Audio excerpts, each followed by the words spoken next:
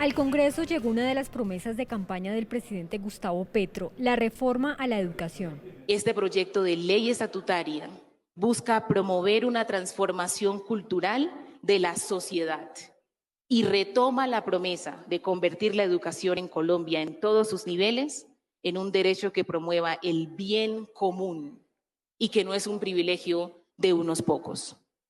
También fortalece el rol del Estado al servicio del ciudadano y las ciudadanas.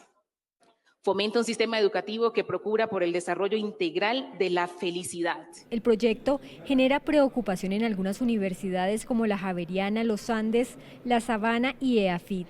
Estas instituciones privadas rajan la reforma en algunos puntos.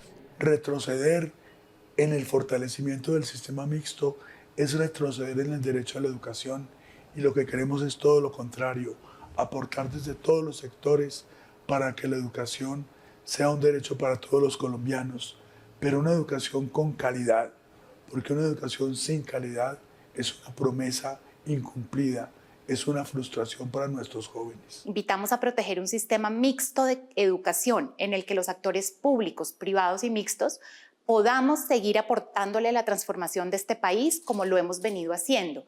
Segundo, hacemos un llamado para conceptualizar la educación posmedia como un sistema ágil y flexible que atienda las diferentes necesidades, preferencias, expectativas y proyectos de vida de todas las personas. La educación superior no es la única vía para construir un propósito de vida. Además, incluyen entre sus preocupaciones una posible modificación al ICETEX. Pues la preocupación justamente es que por anuncios que se han hecho, algún texto en el primer proyecto de reforma a la Ley 30 y otras manifestaciones del gobierno, se marchite al ICETEX y con él una fuente muy importante de empoderamiento a las familias y a los estudiantes para elegir proyectos de universidad que prefieran. Y si el ICETEX se programa para ser marchitado, pues esto es algo muy grave para el carácter mixto del sistema. Y lo más delicado, es contradictorio con la progresividad del derecho a la educación que queremos impulsar todos desde esta ley estatutaria. El presidente del ICETEX explicó que lo que se busca es introducir algunos cambios.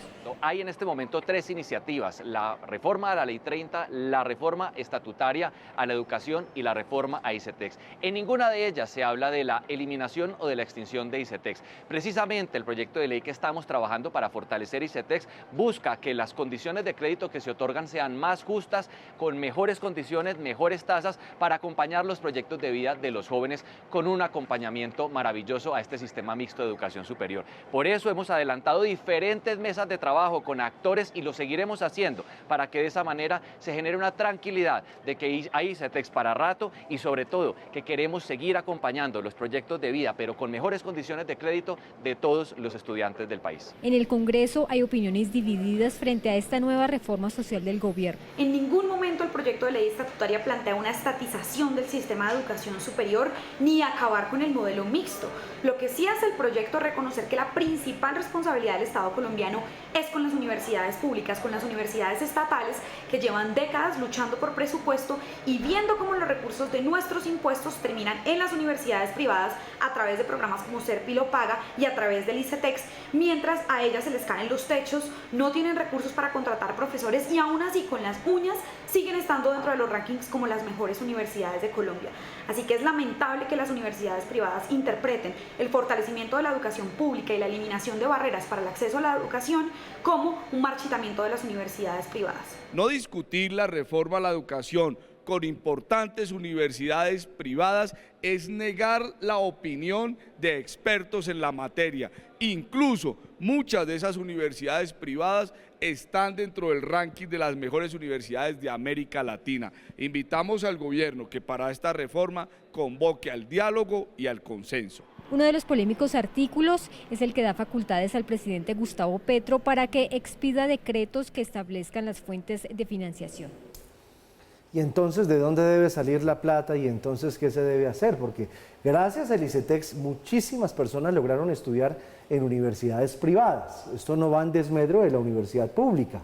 creo yo, y acabar esa fuente si sería un golpe del 20% por lo menos para el financiamiento de la universidad privada. Pero sabe que esto va un poquito más allá de esa discusión del ICETEX, que es uno de los puntos centrales importantes, sino que también estamos viendo de nuevo ese pulso que hemos visto con la reforma a la salud, con la reforma a las pensiones, que es un pulso de querer estatizar todo contra lo que es privado y está funcionando. ¿Por qué no? ¿Por qué no mirar un poco más en detalle esas inquietudes que expresan los privados y dialogar, que es el punto que no se ha encontrado con las otras reformas, que ojalá aquí sí se pudiese dar, no se sabe, porque no se trata de los unos contra los otros, es ver qué podemos hacer juntos, ¿no? Así es, dos rasgos fundamentales que están en esta reforma, en este proyecto de reforma, todavía proyecto, y que se ha visto en anteriores proyectos de reforma. El primero de ellos, ese prurito, esa resistencia, esa aversión a que el sector privado preste alguna clase de servicio o participe en el sistema de la salud o que participe en el sistema pensional o que ahora, en este caso, participe en el sistema educativo. Ese prurito, esa aversión a lo privado me parece que tiene mucho más contenido ideológico que práctico, porque lo práctico sería ver qué funciona, qué no funciona, mejoremos lo que no funciona, pero mantengamos lo que funciona.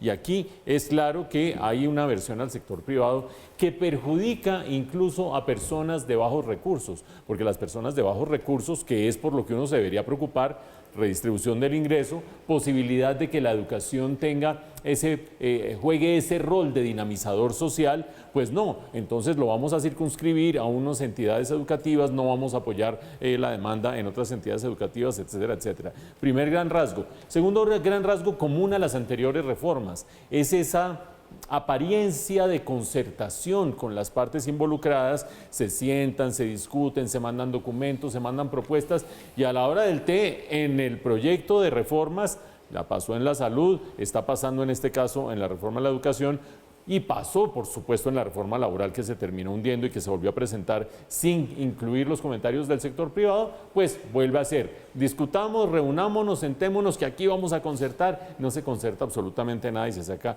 el borrador. Dos cosas fundamentales, una, la calidad está bastante soslayada en esta reforma, en este proyecto de reforma. Hay muchas ideas para ampliar cobertura, pero la calidad no tanto. Y la calidad es central. Acuérdense ustedes que cuando revisamos pruebas PISA, Colombia aparece en los últimos lugares de los países de la OCDE. Entramos a la OCDE ¿a qué? A quedar de últimos en unas competencias que son fundamentales para el desarrollo económico, en lectura, en matemática, etcétera, etcétera. Y dos, el hecho de que este soslayo a la educación privada, no permitir que ICETEX financie recursos para que estudiantes de pocos recursos, perdón por la redundancia, vayan a esas entidades privadas, no, ahí es todo direccionar el presupuesto público a las universidades públicas. Creo yo que ignorar esas dos cosas es arrancar con una reforma a la educación bastante coja, y no solamente bastante coja, sino bastante inoperante para lo que requiere el país, que es ante todo mayor calidad. Nada sacamos con más cobertura si la calidad sigue siendo deficiente. Vamos a ver si en el Congreso hay algún tipo de movimientos y negociaciones que permitan superar este par de barreras.